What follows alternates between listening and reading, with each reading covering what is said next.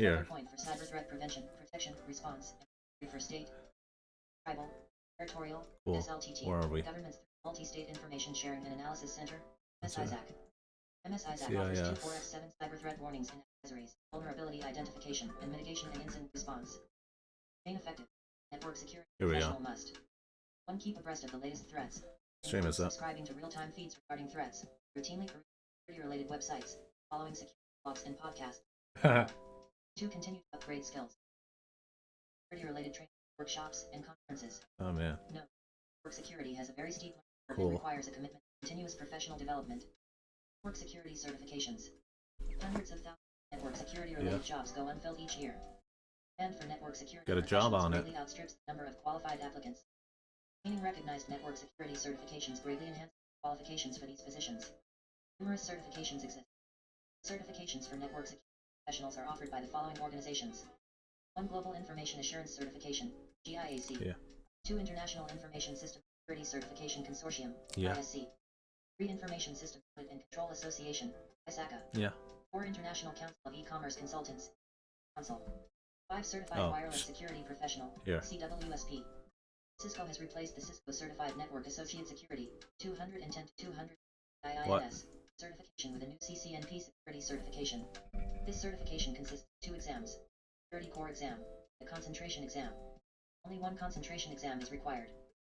Implementing and operating Cisco security core technologies, 300 and 701 score.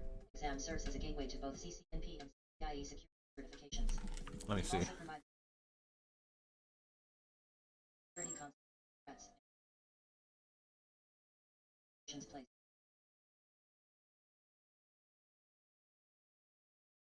Exam. 300.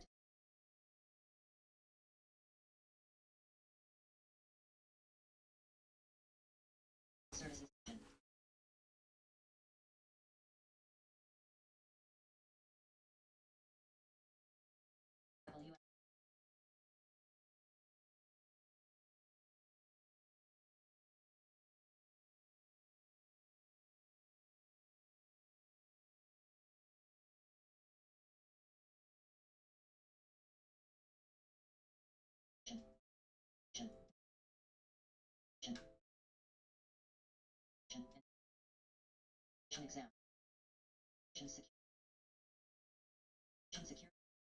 Wait, so what doesn't do it? Who doesn't do this? CIA triad serves as a conceptual foundation for the field. It shows the CIA triad consists of confidentiality and availability. CIA triad. Shown in the figure. A triad consists of information security. 1. Confidentiality. Authorized individuals. Processes can access sensitive information. 2. Integrity. This refers to the protection of data from unauthorized alteration. Availability. Authorized users must have uninterrupted access to the network resources and data that they require. Network data can be encrypted, made unreadable to unauthorized users, using various cryptography applications. The conversation between 2 IP phone users can be encrypted. The files on a computer can also be encrypted. These are just a few examples. Cryptography can be used almost anywhere that there is data communication. In fact, the trend is toward all communication being encrypted.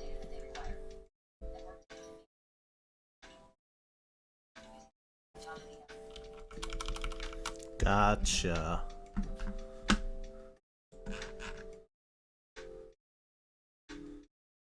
Network security policies. Network security domains. It is vital for network security professionals to understand the reasons for network security.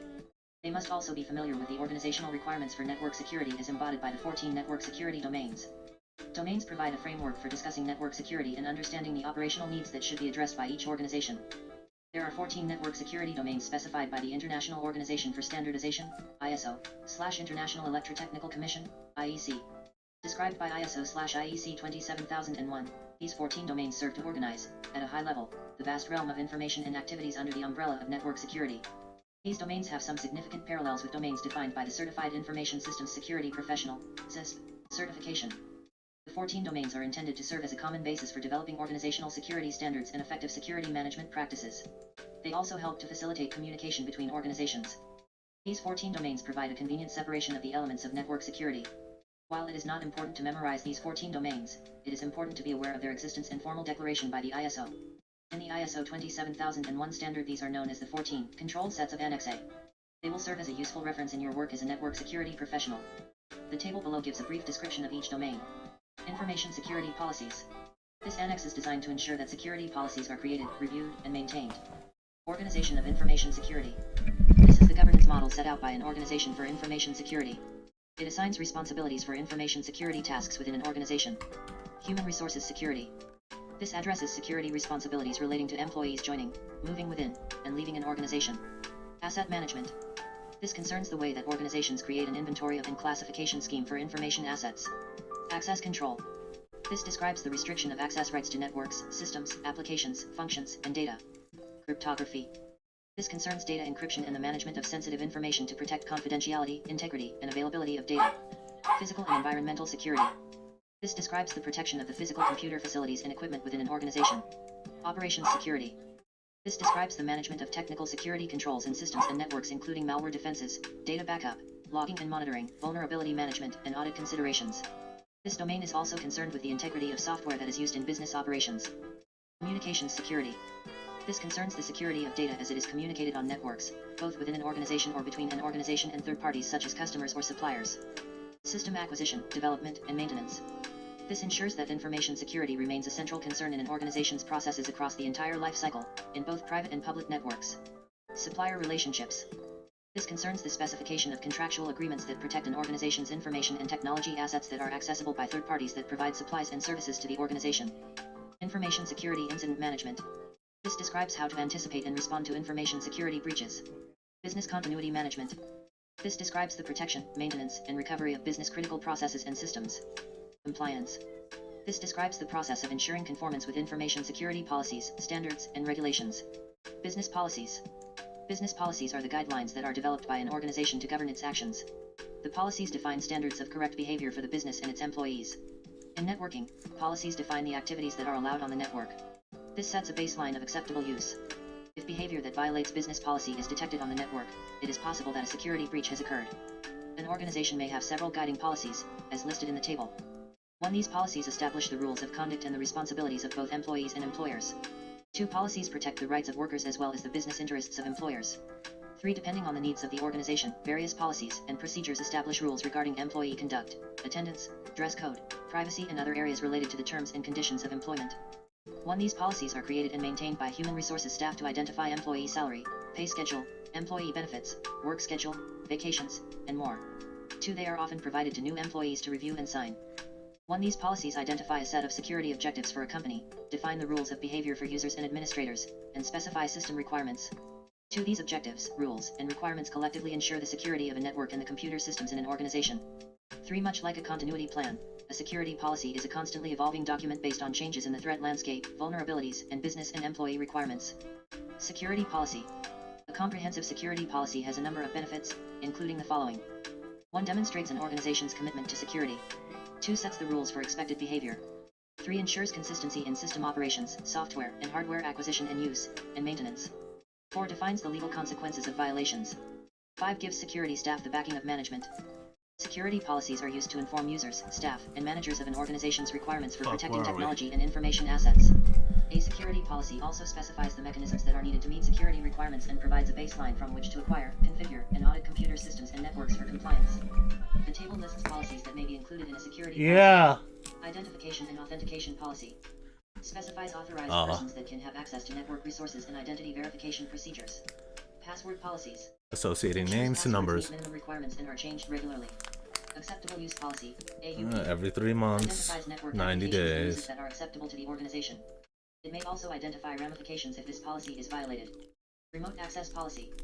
Identifies how remote users can access a network and what is accessible via remote connectivity. Network maintenance policy. Specifies network device operating systems and end-user application update procedures. Incident handling procedures. Describes how security incidents are handled. One of the most common security policy components is an AUP. This can also be referred to as an appropriate use policy. This component defines what users are allowed and not allowed to do on the various system components. This includes the type of traffic that is allowed on the network. The AUP should be as explicit as possible to avoid misunderstanding. For example, an AUP might list specific websites, news groups, or bandwidth-intensive applications that are prohibited from being accessed by company computers or from the company network. Every employee should be required to sign an AUP, Signed AUPs should be retained for the duration of employment. Buyout policies. Many organizations must now also support bring your own device, buyout. This enables employees to use their own mobile devices to access company systems, software, networks, or information. Buyout provides several key benefits to enterprises, including increased productivity, reduced IT and operating costs, better mobility for employees, and greater appeal when it comes to hiring and retaining employees. However, these benefits also bring an increased information security risk because buyout can lead to data breaches and greater liability for the organization. A buyout security policy should be developed to accomplish the following. 1. Specify the goals of the buyout program. 2. Identify which employees can bring their own devices. 3. Identify which devices will be supported. 4. Identify the level of access employees are granted when using personal devices. 5. Describe the rights to access and activities permitted to security personnel on the device. 6. Identify which regulations must be adhered to when using employee devices. 7. Identify safeguards to put in place if a device is compromised. The table lists buyout security best practices to help mitigate buyout vulnerabilities. Password protected access. Use unique passwords for each device and account. Manually control wireless connectivity. Turn off Wi-Fi and Bluetooth connectivity when not in use. Connect only to trusted networks. Keep updated. Always keep the device OS and other software updated. Updated software often contains security patches to mitigate against the latest threats or exploits. Backup data. Enable backup of the device in case it is lost or stolen. Enable Find My Device. Subscribe to a device locator service with remote wipe feature. Provide antivirus software. Provide antivirus software for approved buyout devices. Use mobile device management, MDM, software. MDM software enables IT teams to implement security settings and software configurations on all devices that connect to company networks. Regulatory and standards compliance. There are also external regulations regarding network security. Network security professionals must be familiar with the laws and codes of ethics that are binding on information systems security, InfoSec, professionals. Many organizations are mandated to develop and implement security policies. Compliance regulations define what organizations are responsible for providing and the liability if they fail to comply. The compliance regulations that an organization is obligated to follow depend on the type of organization and the data that the organization handles. Specific compliance regulations will be discussed later in the course.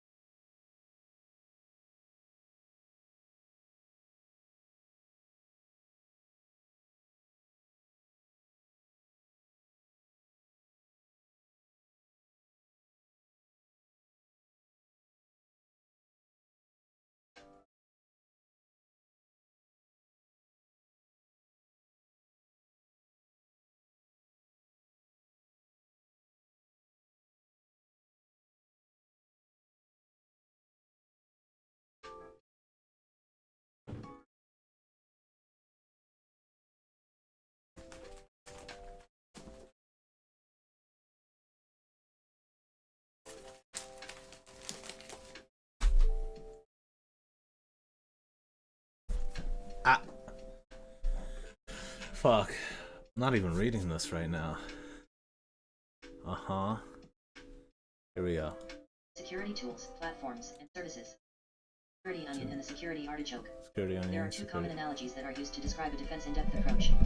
The common analogy used to describe a defense in-depth approach is called the security onion.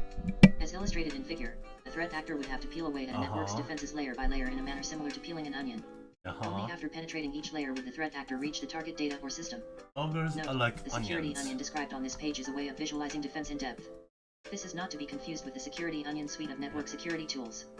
The Security Onion figure shows an onion with various layers within it. The onion is labeled as assets. To the right are words and arrows pointing to the different layers: hardened devices, authentication, authorization, and accounting, AAA, content filtering, intrusion prevention systems, IPS, firewall, authentication, authorization, and accounting, AAA. Security testing tools. Ethical hacking involves using many different types of tools to test the network and end devices. To validate the security of a network and its systems, many network security testing tools have been developed. Penetration testing involves the use of hacker techniques and tools to evaluate the strength of network security measures. However, many of these tools can also be used by threat actors for exploitation. Threat actors have also created various hacking tools. These tools are explicitly written for nefarious reasons. Cybersecurity personnel must also know how to use these tools when performing network penetration tests. Explore the categories of common network penetration testing tools. Notice how some tools are used by white hats and black hats. Keep in mind that the list is not exhaustive as new tools are continually being developed. Note, many of these tools are Unix or Linux based. Therefore, a security professional should have a strong Unix and Linux background. Password crackers. A+ Passwords Linux. are the most vulnerable security threat. Password cracking tools are often referred to as password recovery tools and can be used to crack or recover the password. This is accomplished either by removing the original password, after bypassing the data encryption, or by outright discovery of the password. Password crackers repeatedly make guesses in order to crack the password and access the system. Examples of password cracking tools include John the Ripper, Offcrack, L0PHT Crack, THC Hydra, Rainbow Crack, and Medusa. Wireless hacking tools. Wireless networks are more susceptible to network security threats. Wireless hacking tools are used to intentionally hack into a wireless network to detect security vulnerabilities. Examples of wireless hacking tools include AirCrackNG, Kismet, Insider, KissMac, Firesheep, and NetsTumbler. Network scanning and hacking tools. Network scanning tools are used to probe network devices, servers, and hosts for OpenTCP or UDP ports. Examples of scanning tools include Nmap, SuperScan, Angry IP Scanner, and NetScan tools. Packet crafting tools. Packet crafting tools are used to probe and test a firewall's robustness using specially crafted forged packets. Examples of such tools include Hoping, Scapy, Soke, Yersinia, Netcat, Nping, and Nemesis. Packet sniffers. Packet sniffers tools are used to capture and analyze packets within traditional Ethernet LANs or WLANs. Tools include Wireshark, Dump, Ittercap, Sniff, EtherApe, Peros, Fiddler, RatProxy, and SSLstrip. Rootkit detectors. A rootkit detector is a directory and file integrity checker used by white hats to detect installed rootkits. Example tools include AID, NetFilter, and PF, OpenBSD packet filter. Buzzers to search vulnerabilities. Buzzers are tools used by threat actors when attempting to discover a computer system's security vulnerabilities. Examples of buzzers include Skipfish, Wapiti, and W3AF. Skipfish. Forensic tools. White hat hackers use forensic tools to sniff out any trace of evidence existing in a particular computer system. Example of tools include SleuthKit, Helix, Maltigo, and Encase. Debuggers. Debugger tools are used by black hats to reverse engineer binary files when writing exploits. They are also used by white hats when analyzing malware. Debugging tools include GDB, WinDBG, IDA Pro, and Immunity Debugger. Hacking operating systems. Hacking operating systems are specially designed operating systems preloaded with tools and technologies optimized for hacking. Examples of specially designed hacking operating systems include Kali Linux, SE Linux, Knoppix, Parrot OS, and Backbox Linux. Encryption tools. These tools safeguard the contents of an organization's data when it is stored or transmitted. Encryption tools use algorithm schemes to encode the data to prevent unauthorized access to the data. Examples of these tools include Veracrypt, CipherShed, OpenSSH, OpenSSL, OpenVPN, and Stunnel. Vulnerability exploitation tools. These tools identify whether a remote host is vulnerable to a security attack. Examples of vulnerability exploitation tools include Metasploit, Core Impact, ScleMap, Social Engineer Toolkit, and NetsParker. Vulnerability scanners. These tools scan a network or system to identify open ports. They can also be used to scan for known vulnerabilities and scan VMS, BIOD devices, and client databases. Examples of these tools include Nipper, SecuriSite, Core Impact, Nessus, Saint, and OpenVAS. Data security platforms. Data security platforms, DSP, are an integrated security solution that combines traditionally independent tools into a suite of tools that are made to work together. Security tools that protect and monitor networks are often made by different vendors. It can be difficult to integrate these tools in such a way that a single view of network security can be achieved. Significant resources can be required to have different devices and software under a single controlling solution. In addition, integrating data from such diverse tools into a comprehensive monitoring view of the network can be very difficult to create and maintain. One such DSP is the Helix Platform from Fireeye. Fireeye Helix is a cloud-based security operations platform that enables organizations to integrate many security functionalities into a single platform. Helix provides event management, network behavior analytics, advanced threat detection, and Incident Security Orchestration, Automation, and Response, SOAR, or response to threats as they are detected. Helix also draws on Fireeye ambient threat intelligence, incident response, and security expertise. Another integrated DSP is Cisco SecureX. SecureX goes a step farther with its strong integration with the Cisco Secure portfolio. The Cisco Secure portfolio consists of a broad set of technologies that function as a team, providing interoperability with the security infrastructure, including third-party technologies. This results in unified visibility, automation, and stronger defenses. The Cisco SecureX platform works with diverse products that combine to safeguard your network, users and endpoints, cloud edge, and applications. SecureX functionality is built into a large and diverse portfolio of Cisco security products including next-generation firewalls, VPN, network analytics, identity service engine, advanced malware protection, AMP, and many other systems that work to secure all aspects of a network. SecureX also integrates a range of third-party security tools. Security services. Threat intelligence and security services allow the exchange of threat information such as vulnerabilities, indicators of compromise, IOC, and mitigation techniques. This information is not only shared with personnel, but also with security systems. As threats emerge, threat intelligence services create and distribute firewall rules and IOCs to the devices that have subscribed to the service. One such service is the Cisco Talos Threat Intelligence Group, shown in the figure. Talos is one of the largest commercial threat intelligence teams in the world, and is comprised of world-class researchers, analysts, and engineers. The goal of Talos is to help protect enterprise users, data, and infrastructure from active adversaries. The Talos team collects information about active, existing, and emerging threats. Talos then provides comprehensive protection against these attacks and malware to its subscribers. Cisco security products can use Talos threat intelligence in real time to provide fast and effective security solutions. Cisco Talos also provides free software, services, resources, and data. Talos maintains the security incident detection rule sets for the snort.org, ClamAV, and SpamCop network security tools. A number of managed network security services are available from providers such as Cisco, Sentinel Intrusion Prevention Systems, IBM, AT&T, and Core Security. These organizations provide a wide range of services including comprehensive managed security as a service, SecAS or SaaS.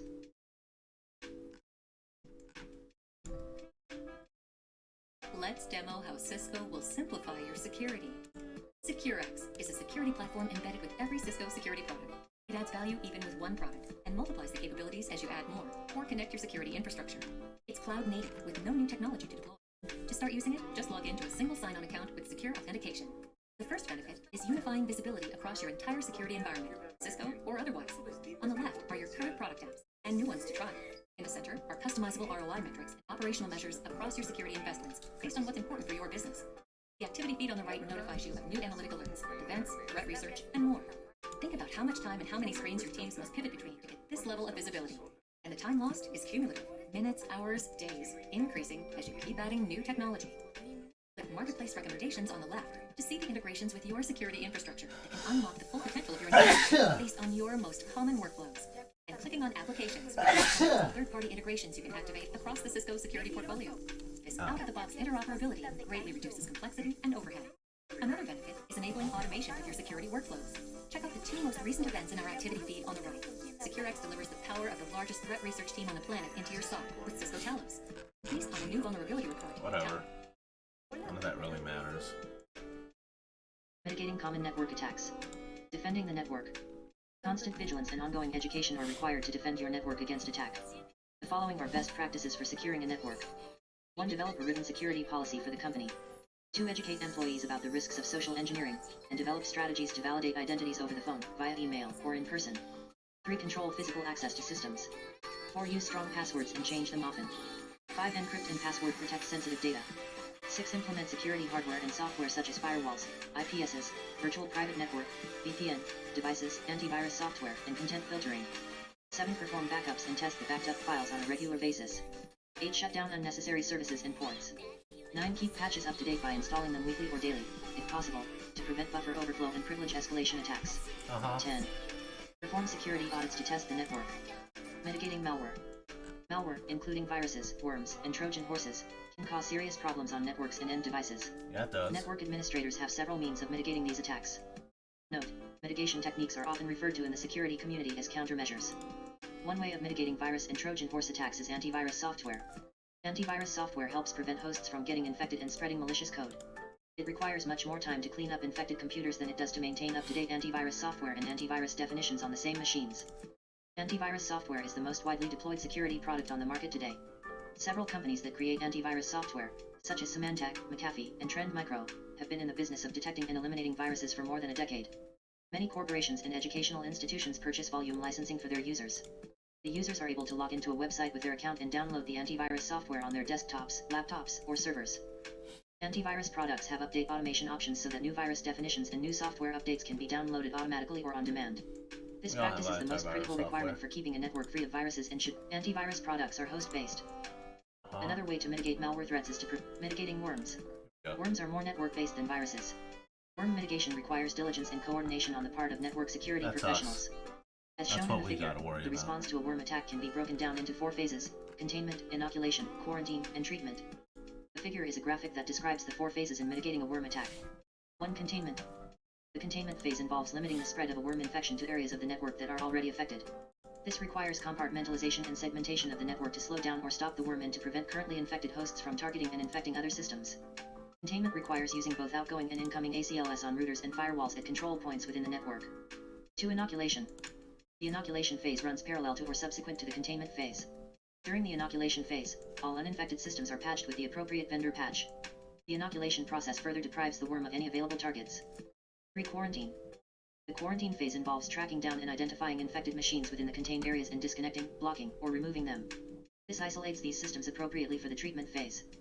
4. Treatment. The treatment phase involves actively disinfecting infected systems. This can involve terminating the worm process, removing modified files or system settings that the worm introduced, and patching the vulnerability the worm used to exploit the system. Alternatively, in more severe cases, the system may need to be reinstalled to ensure that the worm and its byproducts are removed. Mitigating reconnaissance attacks. Reconnaissance attacks are typically the precursor to other attacks that have the intent of gaining unauthorized access to a network or disrupting network functionality. A network security professional can detect when a reconnaissance attack is underway by receiving notifications from pre-configured alarms. These alarms are triggered when certain parameters are exceeded, such as the number of ICMP requests per second. A variety of technologies and devices can be used to monitor this type of activity and generate an alarm. Cisco's Adaptive Security Appliance, ASA, provides intrusion prevention in a standalone device. Additionally, the Cisco ISR supports network-based intrusion prevention through the Cisco IOS security image. Reconnaissance attacks can be mitigated in several ways, including the following. 1. Implementing authentication to ensure proper access. 2. Using encryption to render packet sniffer attacks useless. 3. Using anti-sniffer tools to detect packet sniffer attacks. 4. Implementing a switched infrastructure. 5. Using a firewall and IPS. Anti-sniffer software and hardware tools detect changes in the response time of hosts to determine whether the hosts are processing more traffic than their own traffic loads would indicate. While this does not completely eliminate the threat, as part of an overall mitigation system, it can reduce the number of instances of threat. Encryption is also effective for mitigating packet sniffer attacks. If traffic is encrypted, using a packet sniffer is of little use because captured data is not readable. It is impossible to mitigate port scanning, but using an intrusion prevention system, IPS, and firewall can limit the information that can be discovered with a port scanner. Ping sweeps can be stopped if ICMP Echo and Echo Reply are turned off on edge routers. However, when these services are turned off, network diagnostic data is lost. Additionally, port scans can be run without full ping sweeps. The scans simply take longer because inactive IP addresses are also scanned. The figure shows methods for mitigating reconnaissance attacks. An attacker is shown connected between 2 networks. There is a large red X over the attacker. Mitigating access attacks. Several techniques are available for mitigating access attacks. These include strong password security, principle of minimum trust, cryptography, applying operating system and application patches. A surprising number of access attacks are carried out through simple password guessing or brute force dictionary attacks against passwords. To defend against this, create and enforce a strong authentication policy which includes 1. Use strong passwords. Strong passwords are at least 8 characters and contain uppercase letters, lowercase letters, numbers, and special characters. 2. Disable accounts after a specified number of unsuccessful logins has occurred. This practice helps to prevent continuous password attempts. The network should also be designed using the principle of minimum trust.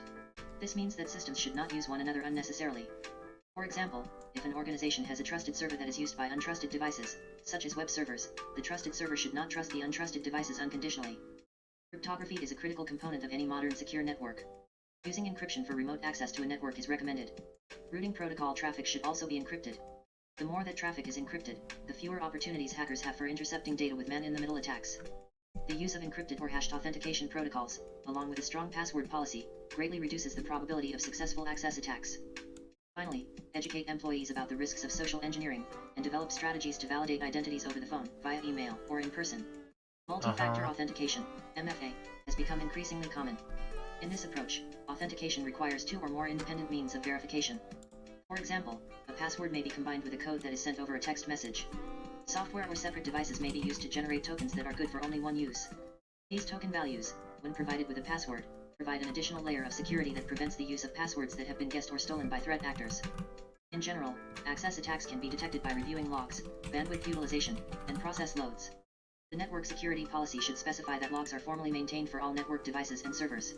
By reviewing logs, network security personnel can determine if an unusual number of failed login attempts have occurred.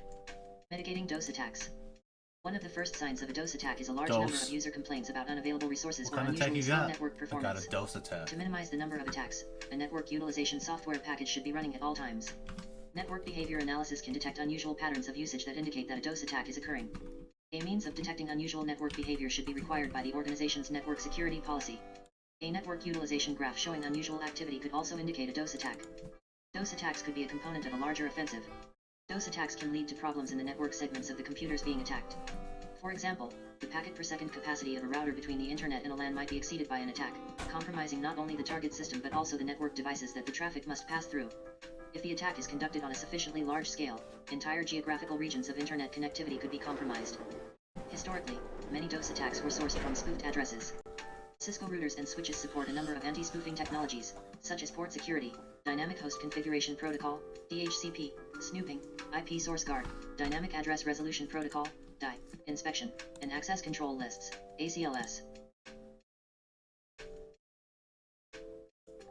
Nice.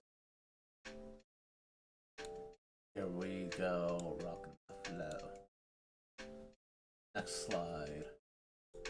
Cisco Network Foundation Protection Framework, NFP Framework. The Cisco Network Foundation Protection, NFP, framework provides comprehensive guidelines for protecting the network infrastructure. These guidelines form the foundation for continuous delivery of service. NFP logically divides routers and switches into three functional areas, as shown in the figure. 1. Control plane, responsible for routing data correctly.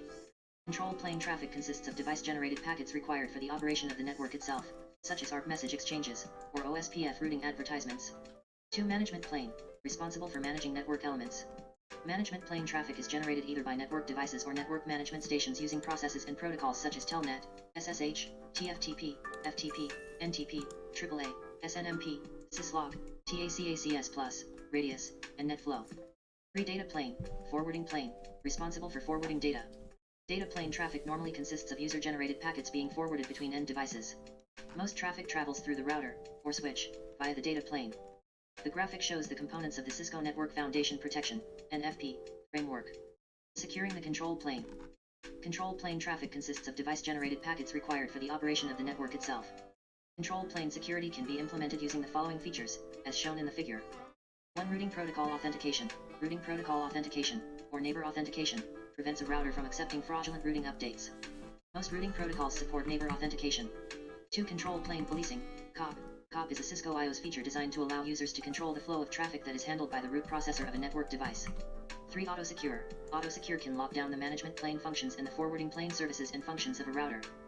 COP is designed to prevent unnecessary traffic from overwhelming the root processor. The COP feature treats the control plane as a separate entity with its own ingress, input, and egress, output, ports. A set of rules can be established and associated with the ingress and egress ports of the control plane. The figure shows methods of securing the control plane.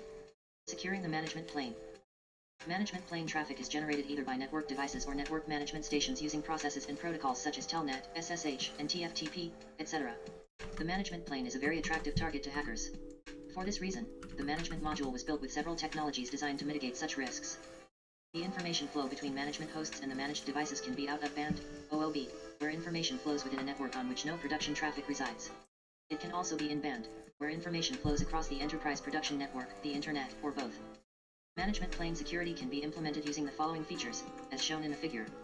1. Login and password policy, restricts device accessibility. Limits the accessible ports and restricts the who and how methods of access. 2. Present legal notification, displays legal notices. These are often developed by legal counsel of a corporation. 3. Ensure the confidentiality of data, protects locally stored sensitive data from being viewed or copied. Uses management protocols with strong authentication to mitigate confidentiality attacks aimed at exposing passwords and device configurations. 4. Role-based access control, RBAC, ensures access is only granted to authenticated users, groups, and services. RBAC in authentication, authorization, and accounting, AAA, services provide mechanisms to effectively manage access control. 5. Authorize actions, restricts the actions and views that are permitted by any particular user, group, or service. 6. Enable management access reporting, logs and accounts for all access. Records who accessed the device, what occurred, and when it occurred. RBAC restricts user access based on the role of the user. Roles are created according to job or task functions, and assigned access permissions to specific assets.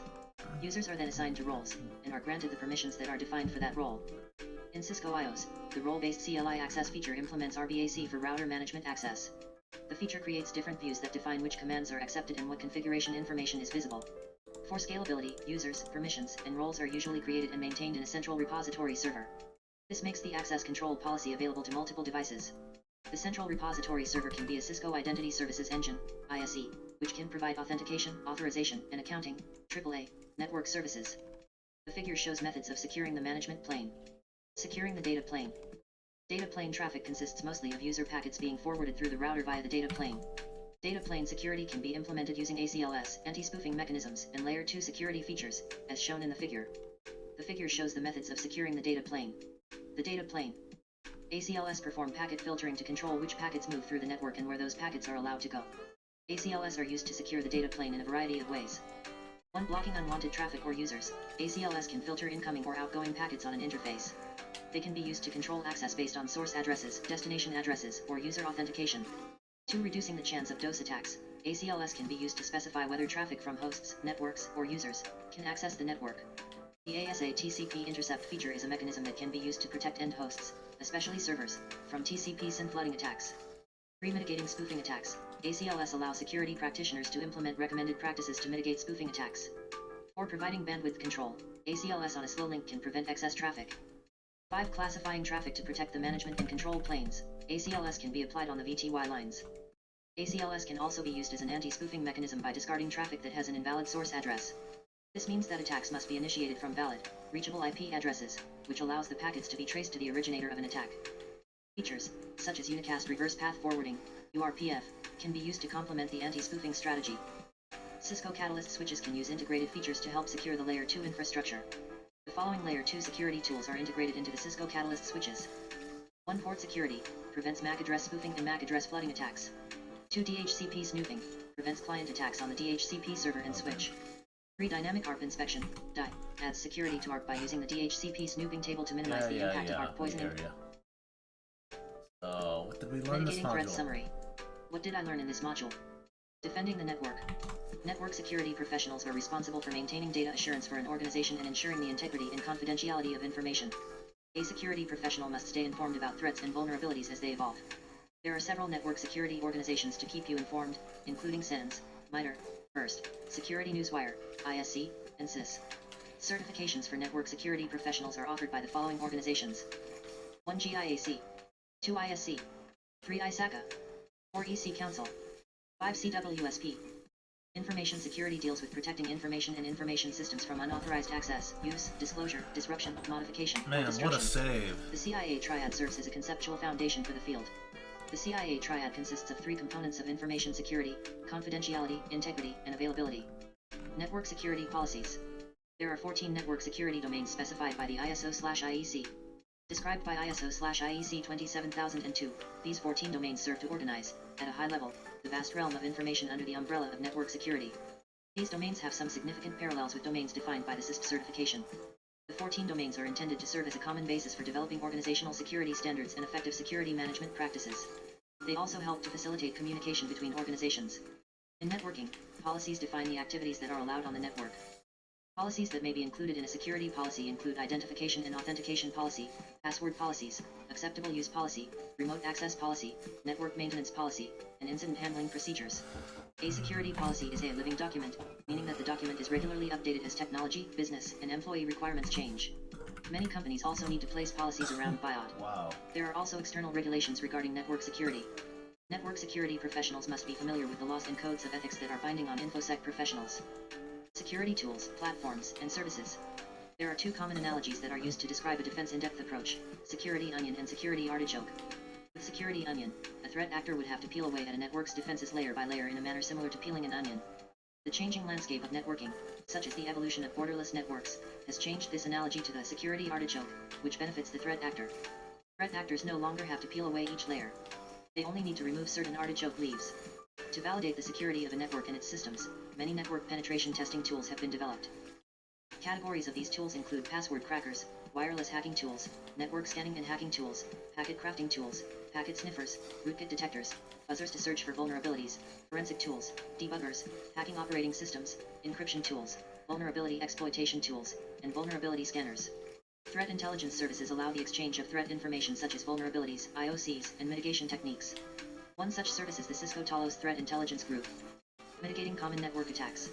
The following best practices are used for securing a network: develop a written security policy, educate employees, control physical access to systems, use strong passwords and change them often, encrypt and password protect sensitive data, implement security hardware and software, perform backups and test the backup files, shut down unnecessary services and ports, keep patches up to date, and perform security audits and tests. Network administrators have several means of mitigating malware attacks. Right. The primary means of mitigating virus and Trojan horse attacks is antivirus software, the most widely deployed security product on the market today. However, they do not prevent viruses from entering the network, so a network security professional must be aware of the major viruses and keep track of security updates regarding emerging viruses. Worms are more network-based than viruses. The response to a worm attack can be broken down into 4 phases: containment, inoculation, quarantine, and treatment. Reconnaissance attacks are typically the precursor to additional attacks, with the intent of gaining unauthorized access to a network or disrupting network functionality. Damn it. A network security professional can detect when a reconnaissance attack is underway by receiving notifications from pre-configured alarms. Reconnaissance attacks can be mitigated in several ways, including the following: implement authentication to ensure proper access, use encryption to render packet sniffer attacks useless, use anti-sniffer tools to detect packet sniffer attacks, implement a switched infrastructure, and use a firewall and IPS. Encryption is also effective for mitigating packet sniffer attacks. Several techniques are available for mitigating access attacks. These include strong password security, principle of minimum trust, cryptography, applying operating system and application patches. To minimize the number of DOS attacks, a network utilization software package should be running at all times. DOS attacks could be a component of a larger offensive. DOS attacks can lead to problems in the network segments of the computers being attacked. Historically, many DOS attacks were sourced from spoofed addresses. Cisco routers and switches support a number of anti-spoofing technologies, such as port security, DHCP snooping, IP source guard, dynamic ARP inspection, and ACLS. Cisco Network Foundation Protection Framework. The Cisco NFP framework provides comprehensive guidelines for protecting the network infrastructure. These guidelines form the foundation for continuous delivery of service. NFP logically divides routers and switches into 3 functional areas: control plane, management plane, and data plane, forwarding plane. Control plane security can be implemented using the following features: routing protocol authentication, COP, and auto-secure. COP is designed to prevent unnecessary traffic from overwhelming the root processor. The management module was built with several technologies designed to mitigate risks from threat actors. Management plane security can be implemented using the following feature. Understood. We'll just end the stream here. It's just 40 more seconds of silence while I'm playing Rocket League. It's, what's it called? We have 1 point, and they have 4. 30 seconds left on the clock.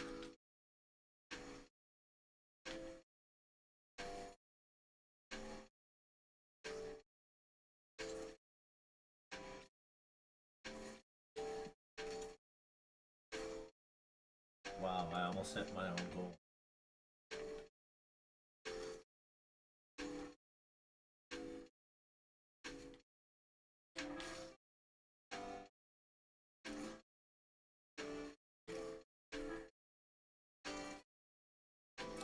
No, what a save.